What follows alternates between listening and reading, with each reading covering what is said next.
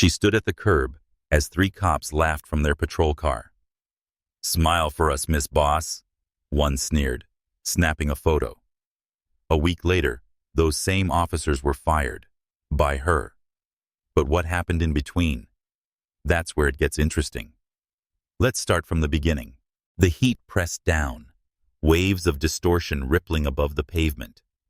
Abigail kept her posture straight, her chin slightly lifted, exuding the composure that had carried her through boardrooms and congressional hearings.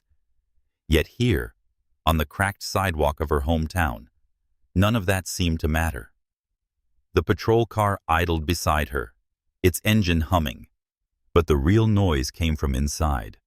The low chuckles, the condescending tone, the mockery disguised as small talk. "Did you lose your way, ma'am?" The driver smirked, adjusting his sunglasses. "Don't see many folks like you dressed like that around here." The others snickered, their amusement growing as they watched for her reaction. Abigail didn't flinch. She had met men like this before. Men who wore their authority like armor, mistaking a badge for a free pass to belittle whoever they pleased. But there was something particularly revolting about the ease with which they did it, as if they had done this 100 times before and expected nothing to come of it. The younger officer leaned closer, resting an arm on the open window. "Relax, sweetheart. Why so serious?" His grin widened. "Give us a smile. You wouldn't want us thinking you're hostile." The implication was clear. It always was. Abigail's stomach coiled, but she stayed still. Her silence only encouraged them. The third officer, the one in the passenger seat, lifted his phone. "Man, this is gold. Lady Boss lost in the hood. Imagine the likes on this." His thumb hovered over the screen, ready to capture the moment. Their laughter filled the space between them, ringing in her ears like nails on glass. Her nails bit into her palm, but she forced herself to breathe evenly. This was a game to them. Push her, provoke her, wait for her to snap so they could twist the story in their favor. She wouldn't give them that satisfaction. Instead, she memorized everything. Their faces, their badges, the way the sun glinted off the car's polished hood. They thought this moment belonged to them. They had no idea whose hands it was really in. The hotel room was quiet, but Abigail's mind was loud. The encounter replayed in her head like a scene from a bad movie. Every sneer, every chuckle, the snap of the phone camera. She had endured this kind of treatment before, but something about this time was different. Maybe because she had changed.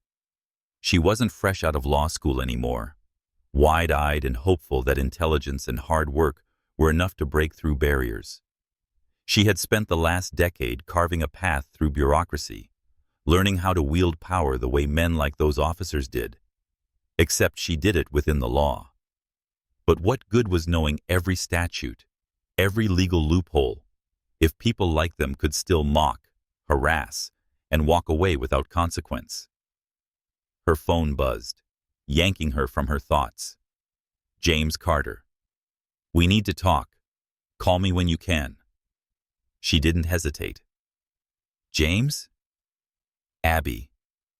His voice was heavy, weighed down with something that made her pulse quicken. "You're not going to believe this." A notification popped up on her screen. New message received. A link. She clicked it. The video. The same officers. Their voices. Their laughter. The grainy footage shaking slightly as the camera zoomed in on her face. But it wasn't just a recording. It had been edited. The words, "When the Queen forgets she ain't royalty," flashed across the screen in bold letters. The comments section was worse. Someone put her back in her place.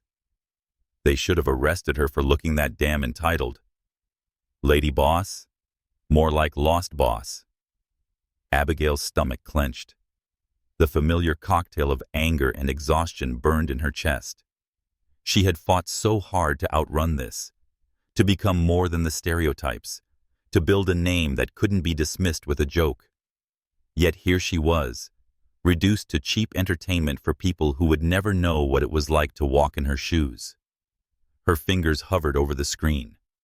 She could ignore it, let it pass. But then she remembered their laughter, the smug certainty in their voices, the way they thought she would just take it. She exhaled, slow and steady. No, not this time. The mayor's office was a study in outdated power. Mahogany furniture, thick leather chairs, walls lined with framed handshakes and empty promises. But Abigail wasn't here for pleasantries. She was here to force change. Her heels struck the marble floor in sharp, deliberate beats, each step a warning. She wasn't asking for a favor. She was demanding action. Mayor Henderson looked up from his desk, clearly unprepared to see her so soon. He had probably expected her to take the hit, swallow the humiliation, and disappear. Instead, she stood in front of him, composed, focused, and holding the very thing he didn't want to deal with. Abigail. He forced a tired smile, gesturing to the chair across from him. I didn't expect you so soon. She ignored the invitation to sit. Instead, she placed a thick folder on his desk, with just enough force to make him flinch. I want to talk about the chief of police position. The words hung in the air. Direct. Unapologetic. Henderson sighed, rubbing his temple. Abby, I know you're qualified, but what? Her voice was sharp, cutting through his hesitation like a scalpel. She folded her arms, her posture unwavering. You need a strong, competent leader to clean up this department. Someone who doesn't turn a blind eye when officers abuse their power. She could see it in his face. The internal battle between political convenience and the undeniable reality of the situation. She leaned forward. I've seen firsthand what's wrong with this department. You've seen it too. The entire city has seen it. The video had spread like wildfire. Public outrage had ignited overnight, reporters already sniffing for a response. He could pretend this was just another controversy that would die down in a few weeks, but they both knew better. She let the silence stretch, watching him weigh his options. Finally, Henderson exhaled, shaking his head. Give me until the end of the week. Abigail allowed herself the smallest nod. She had him. Flashes from cameras lit up the podium like a battlefield. The air buzzed with murmurs, the weight of the moment pressing down on the gathered crowd. Abigail stood tall, her expression unreadable. But inside, she felt the shift, the undeniable moment when power changed hands. The city had been forced to confront the truth. The video had ignited outrage, exposing more than just a few bad officers. It had revealed a system that had long protected them. Protests had followed. Demands had been made. The mayor had no choice but to act. And now, as she stood in front of reporters, she was no longer just a woman mocked on the side of the road. She was the one standing behind the podium.